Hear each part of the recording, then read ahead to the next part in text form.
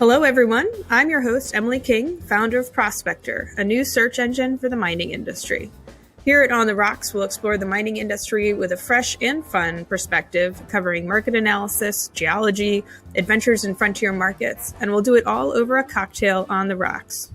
Today, we have a very special guest, Phil Hopwood. Phil is the former leader of Deloitte's global mining and metals practice and current lead principal of KWR Capital, a mining private equity firm founded in 2020. KWR takes a collaborative approach to private equity in the junior mining sector. I'm also a principal with KWR, and I encourage everybody to check us out at kwrcapital.com and on LinkedIn at KWR Capital. Thanks again for joining us on the rocks. Let's dive in.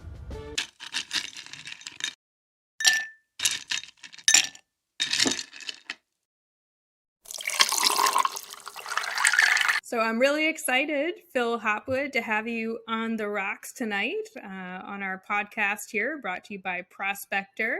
You and I have known each other for quite a long time now at this point, and yeah. I, of course, want to start off by asking you, what are you drinking on the rocks? Well, I'm drinking bourbon, actually. I'm drinking Woodford Reserve Kentucky bourbon. Classic choice. Apparently, yeah. I mean, I do like a bourbon. I'm not much of a whiskey person, and whiskey is a bit wasted on me, to be honest. But I developed a taste for bourbon several years ago. I found it very good for the throat when I was feeling a little bit sick. It's medicinal, right? Absolutely, and I felt so much better for it, and ever since then I've quite enjoyed it. Just on the rocks as well. Of course. Well, I am, of course, also drinking a bourbon. I am drinking Buffalo Trace tonight. I have my bottle nearby.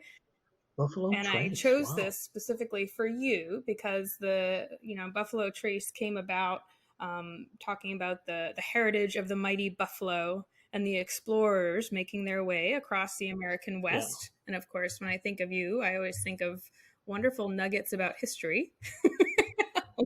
I apologize for that, but I do enjoy trivia, I have to say. So trivia is my thing. And by the way, before we go much further, thank you for inviting me onto the podcast as well. Of course. I always enjoy chatting to you. We whiled away many hours chatting in the past, and I'd like you to know I love podcasts. I love podcasts. I know. I'm excited to hear the Phil Hopwood podcast content with your podcast expertise. Now, you don't have any Buffalo trivia for us, do you? Or bourbon trivia? Bison trivia? No. Except there are quite a few native buffalo and bison up here in Canada, you know. We have a very big park, Omega Park, where you can go and see them. And they actually have herds of buffalo, but bison up here, okay. American bison, and beautiful park, you know. They're out there in the open. You're not allowed to go and you can't do that with the wolves because, you know, they will come and track you and take you down. And by the way, same with the moose. They have to put the moose behind fences, but not the elk. Having grown up in Maine, I mean, moose charging at you is a real thing, right? Exactly right. Yeah, that's right. But not elk. Yeah. Although as they come up here, the wapiti. What? So elk in Canada are called wapiti. I have never heard that. Yeah, me neither. Wapiti. Wapiti. Well, before we dive in then, cheers to the wapiti and the buffalo. Yeah. Cheers to the mining industry. Now, you and I met, as with most things in my life, all paths lead back to Afghanistan. Yeah. So you and I first met when I was running that exploration program in Afghanistan, and we were wanting to talk to you in your former role as global head of mining for Deloitte, right? Yeah, about international trends and how the international mining industry would consider investing in Afghanistan. Yeah, that was through our mutual friend, Mark Mancher. And then I think Richard Longstaff was involved with all of that. Well, that's the ice going there. Hopefully not the glass. That would be unfortunate. Yeah, that's right. That was several years ago as well. Yeah, because you know? But I've not yet got to Afghanistan. But hey, one day we'll get you there. And now you and I are both the founding principals of KWR Capital, right? So who would have thought back then we'd be putting together a new private equity group? You're the face. Well, I think what happened after a few years is that we kind of decided it would be cool to work with each other. if possible. And one thing that I've always had as kind of one of my career things, what I do is I like to work with people that I like to work with. Mm-hmm.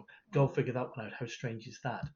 And and especially in the last few years, I had a kind of a bit of a plan there that I wanted to work with these people. So Emily, I wanted to work with. Your the thinking that you contribute to a conversation, the way that you look at things, which is different to me. This is why I'm such a big Mm. advocate for diversity in action and gender diversity. Different thinking in the Yeah. room. Let's try and avoid all these white bread Anglo-Saxon male all saying the same thing to each other. It gets a bit boring. And And for so our listeners having who your may not see you, you yourself are a white Anglo-Saxon male. So you're saying that from a place absolutely. of Yeah, that is me. And I realize the limitations there. So you've got to have that sort of different thinking in the room, and you think differently to me, and we complement each other, and that is so. And you see the power of yeah. that when you look at an opportunity, and so. I remember you and we sat down and we sort of said, well, how would this kind of work? And then we got other people involved like Mm-hmm. Jane Culver and Aidan Manger and a wider extended team there as well. And then we created this group, KWR Capital, which comes from Yeah, Kingwood. There's a clever little amalgam of our names there. But Kingwood Resources, KWR Capital, because it's private equity, so it has to be that's right. You called have to have something capital. capital. That's right, in the Has name. to be capital because otherwise you're not Yeah. serious. And then we thought, well, how would that be different? Mm-hmm. What would make it a different, and fun as well? So that's where the investing comes in. And so we thought we could invest, but we can only invest where we can make a Mm-hmm. difference. And we would invest in the countries that we kind of know, the geographies we know, and the commodities of which we're interested in, gold, silver, copper, which, proves, of course, that we are absolutely prescient That's in right. terms We are of brilliant. our foretelling the future. How good are we? Pat on the back there. Yeah. And so, we want to work in that. But I think it's also we saw a sector, the sub $100 million market capitalization companies, the junior mining sector, explorers and Mm-hmm. developers that need help, that they are not getting the investment that they require to kind of like drive them forward into growing their companies and becoming the companies that are the producers of tomorrow. Yeah. You know, I often say like the junior explorers, the junior miners, that is the krill and plankton of the mining industry, and they are just not they have not been getting the investment. And this interesting enough, with the gold price where it is at the moment today, it's still around 1950 an ounce, and silver's up around 27 or something like that at the moment. These are amazing. These are great prices, but the junior sector is still not Yeah. getting the Still investment undervalued. that you would Yeah. think. It's still undervalued. But why is that? Mm-hmm. And I really do believe it is because of the mining industry with its arcane set of rules, its complexities, and its history and the like. It kind of scares some of those retail investors away. So we thought we could kind of come in there, um, by working for investors, by having some transparency, by having processes that are enabled by technology with things like the Yeah. Prospector portal, which you're intimately involved with there. Yeah, we could actually give and offer investors something quite compelling. Anyway, we're relatively new. Let's see how that goes. But yeah, that's our story. Well, and that's where when you and I were talking about having this podcast, I really thought of the difference between how we value a company and how we evaluate a company, Mm, right? The difference between valuation and evaluation, where there are investors out there and very successful ones and well known ones whose names I won't say because I don't want to get on their bad side, but they take no, mining companies and drill it down into a very simple spreadsheet about the valuation of the company versus the reserve and the resource numbers that they have, and it's a kind of a very simple calculation of spreading their money around anybody that kind of meets that threshold. Whereas what you and I talk about a lot is all of those other factors that go into evaluating where we would place our money, or the investors that we work with, where we would place their money, right? And what are those other factors, and how do you really take them into consideration in a transparent way where we can really answer investors' yeah, questions? Yeah, I would agree. I mean, doing the spreadsheets, looking at the financials, there is absolutely a place for Hmm. it. You look at the market capitalization, you look how much cash they have in the bank, all those types, enterprise value, absolutely. But then stepping back to look at the company in terms of, well, let's look at the management team here. Let's look at the board. Hmm. Let's look at the values of this company as well. And you know, relatively simple question like how often have you been to the mine site that you're Yeah. looking to develop or Yeah. the exploration property? Have you spoken to the First Nations in that area at all? You know, what are your thoughts around? Well, what are your thoughts around the key issue is how are you going to make money for your Hmm. investors? Right. You know, because all too often, I think what we find is that you're looking at people who perhaps, I mean, of course they do think about that, but they're also thinking, how do I develop this amazing asset that I've perhaps developed in Peru? Hmm. You wouldn't it be cool to develop an old silver mine in Colorado, and that's all great. But we're actually talking of getting retail investors in here who actually want to invest in your company and who are looking for an exit strategy to make money from investing in your Right. company. And how are they going to do that and not lose it? Because the sad reality of this junior mining sector is that it is basically it's a strong phrasing, but I think it's the right phrasing. It has destroyed shareholder Mm. value so many times over the years. And that is one of the reasons why, even now, I would put forward the hypothesis that the people who are investing in mining right now, especially in the junior sector, are still the people who've invested in the past. Hmm. It's not new investors. Maybe you've got some day traders who see a bit of an arbitrage opportunity, but by and large, they are not new investors into this sector. And when you think of the available funds to invest in this sector, which are Right. huge, um, they're not getting them. And I think what we are trying to do is to prove to investors that you can invest in this sector in companies that have good management, transparent processes, good governance.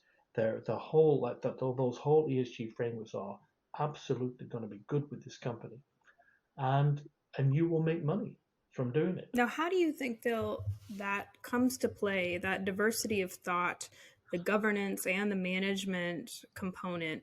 How does that come into play in mining in a way that maybe the mining industry doesn't recognize right now? Because I think there's a perception out there that you can run a phenomenal mining company with a geologist CEO and a board of people who have already run or built big mines, and you don't Mhm. need that diversity of thought because of a perception that mining is just, digging a big hole out of the ground, right? And selling it at the right Yeah, price. and then waiting for somebody to come along and swallow you up Exactly. Yeah. and buy Waiting you for a out. And major to come well, knocking. that was the traditional way of doing Hmm. the mining in the junior sector with the explorers and the developers and all the rest. But the reality is, I think that has been a cul-de-sac. That has been a dead Mm. end because what we are seeing is that the money for those investors isn't Yeah. there.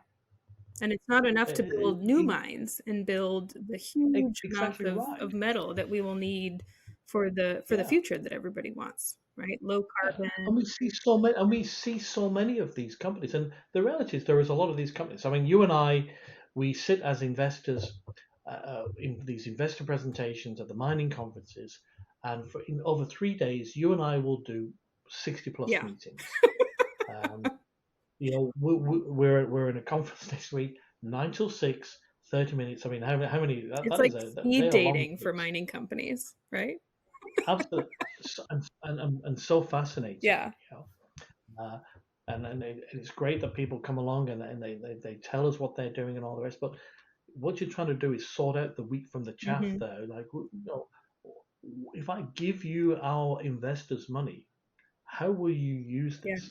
And the reality is, you have certain themes that kind of develop when you do when you see these presentations, when you're sitting with people and you talk to them and you realize that the good performers have that diversity Hmm. of thinking. And you and I have made no secret that whenever we see a woman as a CEO, that's kind of like, well, that's Yeah, interesting, absolutely.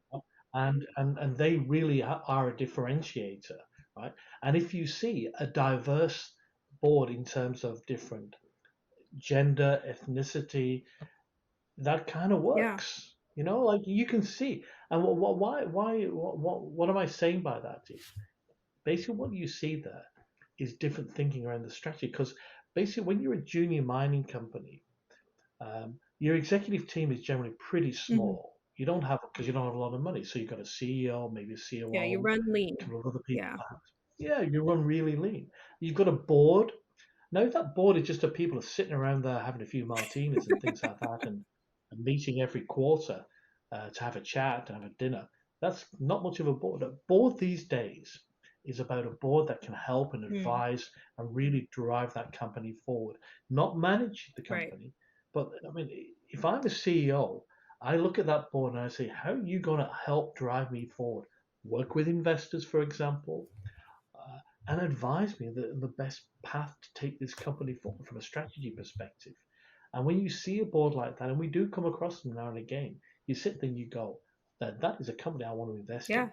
Well, I think of it as what was that game show, the $1 million something, where you could phone a friend, right? Trivia. Mm, I'm blanking yeah, on the name, but yeah. it's kind of, Who wants to be a who wants to be a millionaire? millionaire? Exactly. And I think juniors are very much in the same spot where you don't know what question is going to come up throughout the game. So you need to have on your phone a friend list people from a wide range of backgrounds because you don't know what the issue is that you're going to face. And if you have Yeah, 6 or 7 people all from the same background, then you're really limited as far as your larger network that you can reach out to help move you forward to the next step, whether that's solving a absolutely. problem or being proactive about where your company's going. Yeah, and at the same time, though, that's not to kind of like dismiss the competency of a geologist CEO as Sure. well. I mean, there has to be some Yeah. competency there, and I know you're smiling there because you're a geologist yourself. They're the best kind of CEO, the But in the end, you have to have somebody competent. I mean, that's another learning that I have. If I see a great management team and I see an interesting Mhm. board, but nobody on that either teams has any real mining expertise, and I know enough about mining to know who's got the real skills and who Right. doesn't. Um, then that's to me is another that would be a red Yeah, flag to me. You actually have to have. We can't all be amateurs here. We have to have some professional in the that's band. right. You know. So how do you, when you look at a company, how do those factors go into your evaluation of an investment? So I do start. Let's not forget I did come from Deloitte originally. So I will look at the numbers and the like. So I will look at the financials, and I will happily take them Hmm. apart. But then you look at so that's just ticket to play type stuff, and then you start to look at a company in terms of the management team. A lot of people say that's the number one. It's the management team, but I also want to look at Hmm. the board of directors stuff, which is just so important. Um, in terms of the how that company's kind of work. You've got to look at the geology. Like yeah, absolutely. When it comes to the cross section diagrams of the ore body, we both know that is going to be at some stage we're going to have to kind of look at that. Uh, But you and I and both then agree, Phil, that we have never heard a we love it. We geologist love it. say that they have a mediocre ore body, right? Everybody has Never phenomenal. heard one. No, we never seen one. They're all great, aren't they? They're all so amazing. But then But then the differentiator, I think, is then when we sit there and we kind of, and you and I both do this, it's like, so how is what you're trying to do going to make our investors money Yeah. here? What's your exit strategy? Yes, you've got a great deposit, and they all have a great deposit. You've got a great deposit. It's in a great country. It's gonna be this big, and we like your management team, but where does this go? What is your strategy Hmm. here? You know, and the strategy can't just be to we think we're going to be bought by a bigger Right. We're company. not into prospect generators, essentially, on our team. No, Yeah. I no, mean, that's a valid thing, but it's just not what we're excited about. Yeah. no. It's like so. What we would ideally like is it's great when people kind of bring it all the Hmm. way through to development and into production. That which I realize is a big play. But how cool is that when it does actually happen? And if we can add some value along the way, perhaps with companies when they are seeking to kind of develop and meet some larger investors and kind of like almost like with the management team, they need an infusion of new management team and new directors and things that we can help with that. That is so sensational to do it, but it's really like, how are you going to make money And that's doing this? Because that's in the end, that's what the investors want to know. And by the way, when we are doing this, how are you going to do that in a way that really aligns with the whole ESG agenda, right. environment, sustainability, governance? What are you going to do? What is your asset in terms? How does that stand with? What is that doing to the environment? Uh, what is your governance going to be like? And we want a sustainable development here as well. You're not going to be in there and go and take it, because that just kind of ruins the reputation of mining. Yeah, and I think it's not good business, right? I really believe what's going to generate value, what's going to make our investors money is doing things the right way, right? From the very beginning. And in employing the Absolutely right. local Yeah. population, creating jobs, creating infrastructure, creating value in the long term is how we're going to generate money back to people who take a chance on the mining industry, not just at KWR, Yeah. but industry wide. We've got to kind of So, have a mid tier there where we're taking these discoveries and building mines out of them. yeah. And I think that part of what that takes is investor money that's excited about that, right? It has to be Yeah. capital that wants to see something real built out of nothing, because that's the only way to get money into discovery, right? I mean, if we're going to get behind exploration companies and into the actual discovery process, it's got to be people who are excited by that, who want leadership, who want to control their own destiny, right? You and I have talked to a few of those Yeah. CEOs who say, look, I want to control, or I want to lead the destiny of this asset. I don't just want to sell it to the next bidder, right? I want to see it Yeah. all the way through. And that's a really exciting thing to get behind. And that's something that you can get investors excited about. Yeah. It is. You're absolutely right. Completely agree. It is interesting though that in this world, one thing I'm still trying to get my head around, I can't quite understand, is I look at some of those commodity prices right Mm-hmm. now, and you see gold where it is right now, and you look at, and what is so good about investing in mining, especially in silver and gold, is that you have all-in sustaining costs there, so you kind of can compare apples with apples. When mining company X says our all-in sustaining cost of a producing asset is this, we know that can compare with the other company over here. So that's great. There's no hiding in terms of your cost sort of profiles and the like. But when the gold price is where it is, and you look at the cash cost, if you like, the cost of a lot of the producers right now, and they are pretty low. Yeah. They're in a good place, maybe around $1,000 an ounce. Prices at 1950. But look at those share prices. The share prices have not increased in a commensurate way. I mean, literally, some of these gold companies are producing gold. Well, They're literally cash machines, if you want to characterize it in a way. And why is that? Why is there was that lag in terms of their prices and the like? And I think part of it is, you know, investors are still concerned to invest in this yeah, market. I think they're concerned about the industry, right? They don't Yeah, trust the companies. They trust the metal. They trust that the yeah. metal is of value, but they don't trust the companies that are pulling the metal out of the ground, which I think goes way Yeah. back, right? I mean, goes But I think it's also goes to that whole conversation you had before there in terms of the industry itself. We like the yeah, industry, but not everybody likes the industry. I mean, you look at the skill mm-hmm. shortages that still exist in mining in general, and Huge it's gap. frightening. Yeah. It is an industry populated by old Mm-hmm. people at the mine site, never mind in the boardrooms and the like.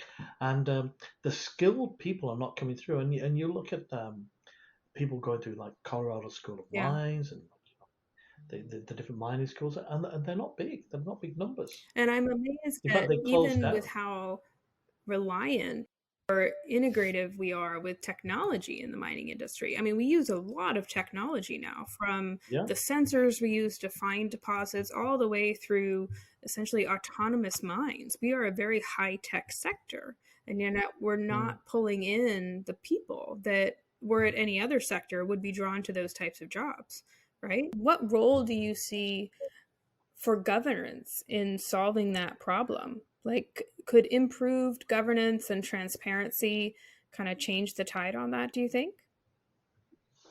Well, one of the key things there in terms of governance and the board of directors and the like, and the management is working with communities, but it's also working with government. Mhm. So this is one thing that I've always been very big on.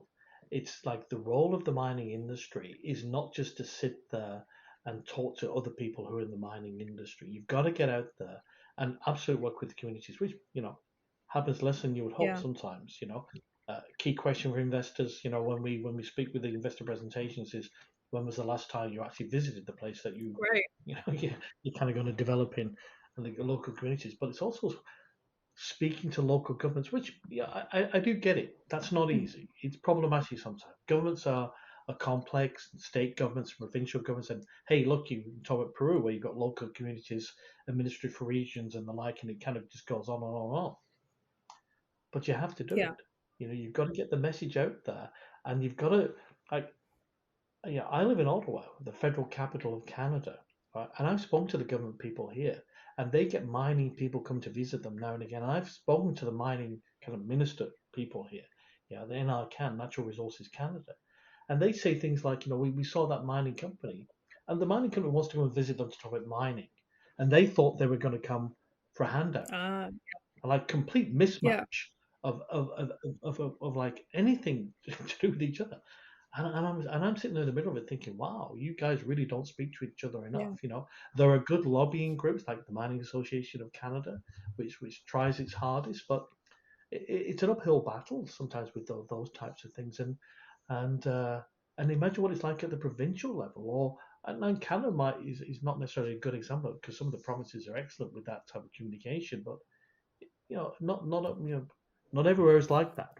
You Yeah, know. and I think in different parts of the world, which is really where my experience lies, right? In emerging markets, governments have such competing objectives where Mm, they are trying to create jobs, create tax and royalty revenue, which certainly, lend themselves towards the mining industry, right? That's a bonus for us as an industry, but they're also trying to make sure that they're not taken advantage of. Right? Nobody wants to fall to the resource curse, right? Which is a huge issue historically and still today. And the governments oftentimes struggle, I think, because mining is somewhat technical. And how do they assess a good mining company from a bad mining company, mm. right? And make sure that they are permitting and working with the right ones, which is where I think those subtleties around the board and the management and the integration really of the local population into that operation are so critical because in my experience it really doesn't matter if you have a license from the federal government to go operate somewhere if you don't have the social license to operate, right? That's Yeah, right. I Yes. mean, Yeah. That's right. Yeah. Yeah. okay, great, you've got that pretty piece of paper with a nice stamp on it, but we don't know who you are, and please get on your helicopter and fly back home, right? Yeah. And that's where But we, that, we, we see it. We see it with people who have actually, they've spent time in the local community. Maybe they've actually spent time with the local government or whatever it is, or whatever kind of incarnation that is. And you see the yeah, difference. It is like, you really are organized. You know how this is kind of going to work, as opposed to those who've never done yeah, that. Well, then you kind of just realize that all they've got is kind of like an exploration right over a property in a remote area somewhere that might be worth money sometime, but probably won't be. right. And that's where I You know. think back on. I wanted to ask you about your on the rocks adventures, right? Which I know some of the stories you talk about tie into your love of history and old Yeah. mining towns. But that's where I think on, these towns that grew up around the mining industry and now Yeah. are just gone, right? Which can That's happen for right. a wide Yeah. variety of reasons. So, what's your favorite on the rocks adventure? I've been very lucky to see people all around the world. One of my most interesting trips was once I went up to the Northern Cape in South Africa on a day trip. And you talk about hairy trips and the like, slightly complex. And one of my good friends, Arbery, uh, he kind of got me on this plane and we flew up all the way to the Northern Cape for 3 hours and we flew back. And it was a long day. I flew back and we kind of, it was a charter flight and a few other people on the plane, and we kind of walking back from the trip and into the from on the airstrip. And I remember Aubrey kind of looking at me and looking at the plane. And, oh, that was pretty good, Phil, wasn't it? And when people say things like that, I don't know about you, you always get a little bit nervous. Yeah. And you say, well, what do you mean by that? Well, he said, yeah, I was a little bit concerned. What were you concerned about? Well, today's Thursday. On Monday, the plane flew up to the Northern Cape and actually crashed, and everybody died on the way Oh back. my gosh. I wasn't certain whether or not to tell you, Phil, but I thought, you'll be okay. Yeah. You'll be fine. I didn't want to panic you. Yeah. Yeah. That's part of mining is definitely planes, trains, and automobiles, right? A lot of Oh yes, crazy. yeah, that's right. We you've talked a lot about governance and how important it is. So, for a retail investor who can't go to the mine site for every mining company they want to invest in and who can't pick up the phone and talk to the board of directors, how would you recommend that people evaluate governance and management of a company if they are a retail investor, kind of coming in maybe from a non-traditional mining background? Yeah. Well, I mean, there are a number of things that you can kind of look at. I mean, yes, you can evaluate to an insane level the quality of the ore body, which, by the way, we should never dismiss. Of course, there has to be actual metal there for that's worth money, right? Yeah, let's It say has to be we don't want worth to more than the stop the cost ground. to mine it. That's kind of the basic. That's right. Yeah. No, but then it's like some of those other factors we talk about. You've got to look at the board. The quality of the Hmm. board. Is the diversity on that board? Is it new? Is it what is the quality of the people there? Red flag to me is if they're all simply investors. Like, Yeah. if they are people from an investment banking background, and that is fine. But if they're all investment bankers, like if they're all engineers, Yeah. one type. That is a It's clue. problematic. That's how they're going to be thinking as a management team and as an executive and a board team as well. So you're kind of looking at the quality of that board and quality of the executive team and how long they've been around and their history. By the way, LinkedIn always helps with Yeah. things like that because you can see people's histories, right? And then those investor presentations are really important and looking at the management discussion documents that they have to put out on a quarterly basis, for example, if they're a member of the TSX venture capital listing and like the TSXV Ventures Exchange. So looking at things like that, then looking at their ESG, do they have any policy at all around Hmm. ESG? Um, I mean, that is like an absolute priority for Yeah. It's investors got to these be a days. You've minimum. got to Yeah. that is it. It's like ticket to play type stuff. But if these people are not taught, if they can't articulate a strategy around that, what is your policy around mine closure? What have you done in the past around this with your history? Because everybody's got a history Hmm. here. That's just going to be so important there, and also their competency. Hmm. You have to evaluate their competency. What have you done in the past that can lead you to where you are now? Yeah. So there are some people that I look at. If they come from some of those bigger companies, the BHPs, the Rios, the Anglos of the world, um, that is a fantastic training ground for a lot of Hmm. people. I have to say. And yes, going from big down to managing the junior sector is a learning experience. Well, we're all learners. Yeah. You can teach old dogs new tricks, and and when I see them, they've got that type of background. I know that they understand process and they know how to do stuff because they got that training. And so I would admit I do kind of look for a bit of Mm. that in people, when I look at their background there. But it's also their values as well. So I'm a big person in terms of their values. So, when I look at why I want to go into mining, I want to work in the mining sector, why I have worked in mining, and I say mining brings jobs. Hmm. That to me is Yeah. important. It provides people with jobs, employment. I can see real things that are created as a result. And I think that's important. And I can see from a developing country perspective, this enables countries to kind of move to a different level. Sure. I mean, corruption is a huge issue globally and is a big issue in certain countries, and mining is is no stranger to that particular, you know, issue, and you do see it in certain countries, you know. Um, but done properly, mining can help countries develop and go to another level of development. We can bring like the schools that you mentioned, the roads, Hmm. the infrastructure that they need, the hospitals and the like. So, you know, I think there's a lot of good that can be done through encouraging a viable mining sector. And I think from a KWR perspective, I think we can contribute a little bit towards that from our investing and also taking a leadership position of how to invest and in what types of areas to Right. invest. And when you're working with companies from an investment perspective, I'm really keen that we collaborate with the company. So we call it collaborative Right. investing, where we want to work with the mining companies to really help them fulfill their potential. Yeah, I think it's And I think we can important do to that. put our money where our mouth is, right? If we Yeah, say these are the absolutely. types of values we want to see in the industry, then we as investors have to invest in the companies that are displaying those values. Yeah, Yeah. absolutely. So if you had $1 million right now to put into the industry, Wow. I'll give you a few seconds to think. Where would you put it as far as commodities? Because you and I tend to have slightly different preferences. Ah, So, what uh, metal would you want to be mining right now with your yeah. You, you you $1 million? you mentioned rare earths, when you're going to go rare earths, which is I'm fine, not you going know. to tell you my answer Um, until after you go.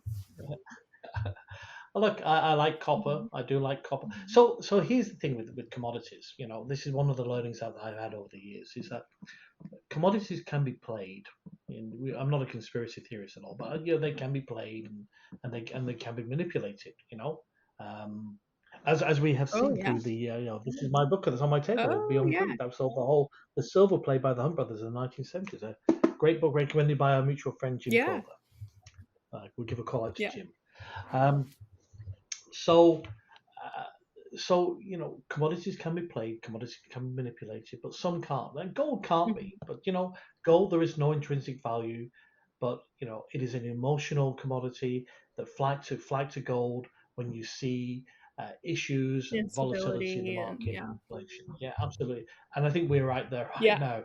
For So I'm not a gold bug, but I got to tell you, I think gold is a good commodity to be investing right yeah. now, and I think there's an opportunity there. But you know, my favorite one where I am a bit of a bug, so I will admit my prejudice, and that will be to my detriment now and again, is Yeah. silver. I do like silver, as you know, and I think silver is very undervalued, and I like the industrial aspect of that, as opposed to not just the jewelry aspect of it as well. And and I've been so pleased to see the improvement in the price of silver over the last little while. But of course, I always like a commodity which is in short supply, and there is no doubt we have not been building the silver mines that the market has been kind of wanting for quite some time Yeah, now. and You know, explain, so Phil, for again, people who don't know about the silver to gold ratio, and then give us your yeah, thoughts on what the right ratio should be as opposed to where oh, we are right now. that is such a complex one because there are some people who think the ratio should be 1 to 80. There's But one it's to the 40. price of There's a gold to the whole bunch price of of people. silver. There are thoughts out there Yeah, as that's to it. what One is. to Yeah, 15. Yeah, we've passed the 1 to 80 a while ago. We're moving towards the 1 to 40, but once you get there, and there's a bunch of people who think it should be 1 to 15. yeah. You know, you can argue all of this, except in the end you can't. And I do look at it in terms of demand and Hmm. supply. You know, there is an absolute demand for that particular commodity. The supply is not there. By the way, the price of silver right now, if that's around $27, $28 in terms of the commodity price, try and buy some real It's like silver, impossible, right? like physically. Well, one, it's impossible, and secondly, you've got to pay like Yeah. $38 an ounce for That's it. where when you So told me earlier today you bought a silver pocket watch, right? yeah, For I mean, that's where my suggestion to arbitrage. everyone listening is to go out to the pawn shops and buy up all of the silver because it's worth more. That antique silver's not quite reached the same prices now, but that'll fast Yeah. disappear. You know, I've bought Yeah. silver in the past. I like silver, but copper is the one that you know. I go back again and again to Hmm. copper. I like copper. Why do I like copper? Copper can't be substituted. Right. It is needed. That whole electrical vehicle revolution that is here with us right now um, is Yeah. happening, and it is real. You know, and so you need copper for the electric vehicles. You need copper for the infrastructure. You need copper for the charging stations. You need copper for and you can't come along and make something else that can just do the same as So copper. you and I actually very much agree. I am a huge fan of copper and copper mining companies for the same reason. Michael Stanley at the World Bank has a great saying that there's no such thing as electric bamboo, right? So no matter Ah, what you do, you can change battery technology, you can change vehicle technology, you can change all of these things that are going to need rare earths and lithium and cobalt and all this crazy stuff. But ultimately, to move the electricity from point A to point B, you're always going to need copper, right? Or for the that's foreseeable exactly right. future. And I think when you look at China and India, I mean, copper to them is existential. They cannot continue to grow at the rate that they are without copper to continue to expand their electrification and all of their infrastructure. So you and I Yeah. surprisingly do actually agree. I thought you Now, were going to stay with silver. but there were two other commodities though that I would give a call out to as well that have complexity around them, but I really do believe in. So one is Mm, uranium. yeah, for So energy. Yeah, uranium, nuclear power, clean yeah. power, it is there, and it is not the same as nuclear power used to be in the Right. past. Um, these small sort of power generators Yeah, and the talk like, about an industry with a they bad do work. reputation, right? Worse than it should be. Absolutely right, and it's hard, and the dynamics are complex, and supply and demand. Like whenever we think supply is kind of going down and demand is increasing, people find new sources of supply. Yeah. Hey, we just find all this stuff in Russia, Yeah. and it floods the market. So and it's all done on long-term contracts. So there's complexity in that market, but I'm a big believer in Hmm. uranium and also potash. Ah, unconventional choice. Potash is very much an undervalued commodity. It's at very low prices right now. But again, it all linked in with food, and Right. the world needs food, increasing populations. And but also potash links in, I do think, with that localization Mhm. strategies as well. So this is the big thing that I see going on in globally as well, is that we've dealt with global markets and global supply chains in mining for quite a while now. You look where most of the iron ore comes from. And I think one thing that COVID and the like has taught us is that you have to have local strategies for your manufacturing Yeah. industries, because if you don't, then that iron ore that you thought was going to come from country X is no longer going to be able to do that.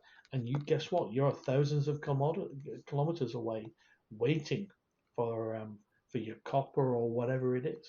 So you have to build some kind of local supply into your markets, and that's like from a Canada perspective. That means encouraging its own mining Hmm. industry, which it does, I have to Same with say, America. both Yeah, provincially. we've got to kind of restart our cultural Yeah, acceptance of mining. And I think you're right. COVID has redefined critical minerals, right? Because critical yeah, minerals that used to be everyone thought of were national security related. But now we've seen that with the disruption of the global supply chain, minerals can be critical even for purely commercial purposes. And I yeah. think there will be a huge trend towards onshoring, essentially, or regionalization at least, of people's international supply chains. I think so. I think that's definitely. I mean, like, by all means, yes. I mean, those global like assets, so the big iron ore mines in the Pilbara, they're not going to go Right, away anytime soon, and they're fantastic important. But you can't just rely on those mines and Brazilian iron ore right. mines, because if they get shut down and you're a steel producer in the Great Lakes region of the United States, you are really, up the creek without the Yeah. paddle. That's why you need to have a strategy which links you in with Canadian iron Hmm. ore from Newfoundland, like Labrador. So it's absolutely Labrador. That's where you might, and the like. You have to get local supply into your And what marketplace. do you think that means for the actual miners having a diverse customer base as well as the buyers having a diverse supply, right? You've got to have multiple customers internationally that you're selling to in case there's international impact. Well, it's so interesting you mentioned that. I mean, the mining industry is an industry that traditionally has not been good at dealing with Yeah, customers. yeah. I mean, like gold producers just kind of produce gold and kind of And it sell it, magically appears maybe. somehow on the market. Yeah, that's right. And silver, there's kind of some brokers, and Yeah. they kind of sell to them. And I that's to me has always been Yeah. problematic. But why don't we get closer to our customers and Hmm. kind of understand those dynamics more and build those kind of long-term sort of supply relationships? And some of the larger producers Right. do that with Off their marketing takes. departments and the Yeah. like. Yeah. But not everybody does that. And I think there's a lesson there for all of us to get close to our customers and at least understand the dynamics of those markets. And I've seen very smart, commodity producers of like potash in different parts of the world where they've kind of fully funded themselves by giving the offtake agreements Hmm. with the Japanese, customers from day Yeah. one. Like that, we should all be doing things like that. But they've bothered to kind of get out there and go and speak to the Japanese and kind of sell their project to them, and they've got the full funding from day Right. one, which is been amazing. But like they would be just 1 in 100 where you would see things like that. Well, and I think to tie it all up, that's where diversity on your board and in your management team becomes so important, right? The willingness to go and Yeah, talk to yeah, customers and people outside of the mining sphere and come up with a different business model that may be much, much better for your shareholders and your investors in the long run. yeah. And that diversity can be like country. I mean, like you often see that. It's like we talk about gender diversity, we talk about ethnicity diversity, but sometimes you even see where they have the border where it's like they're all of a certain type, and they're often the same Right. country, and they want to have a global organization, a global business, and like there is nobody on that board who even understands, for example, how Asia Right. works, you know, Or for or or even like the how difference South between America. Canada and the US, right? You and I were talking earlier about the difference between board requirements, right? And board training. That's exactly And right. Yeah. what, how you have to act on the board of an American company versus a Canadian company. Yeah, those are all different Yeah. insights. So, the duty of care for a Canadian director is legally to the company of which they are a director. And in the US, legally, it is actually not necessarily the same. It is like, to their investors. I'm a representative, I can be on the board as a result. I represent the interests of the shareholder, of the investors, sorry. And it's a different, it's only a slightly different flavor, but it's an important thing to think about. And all these countries have their different ways of operating. Like in Europe, you have supervisory boards where you have, employee Mm. representation on the board, which is different to everywhere else. But that's just how it works, and it kind of works quite Yeah. well. You just have to understand how it works. Well, cheers to understanding how it works. a good, Exactly. a good Always summary, a, always a pleasure to do this. right? I've kind of reached the I end now. know, I'm right? on the We're last. both at the bottom of our glass. So So it must be about time to kind of finish it as a result, I suppose. Yeah. So thanks again, Phil, for joining me, and I look forward to having you again on the rocks and talking about new things that you've got going on in the next few months, or new things that we have going on. Exactly right. That we've got coming on it. Yeah, and I would encourage everybody to kind of check out kwrcapital.com Great. and see the quality of what we That's are actually right. trying to do as an organization. Absolutely. Okay. Thanks, Phil. Thanks, Emily. Cheers. Thanks for having me. Welcome to the part of the show we like to call The Littlest Intern, where we ask the younger generation what they know or think they know about the world of mining, from industry expert Phil Hopwood to someone with, let's say, a little bit less experience. Welcome my daughter Madeline King and her friend Kalia to On the Rock. All right. So today, here on the Rocks, we have two of our littlest interns at Prospector, Madeline King and her friend Kalia. Can girls say hi? Hi. All right. So today, I'm going to ask you some questions. Are you ready? Are you ready for your interview? Yeah. Are you excited? All right. So first off, what's your favorite drink? Lemonade. What? Both of you with lemonade. Do you like to drink it on ice or just regular?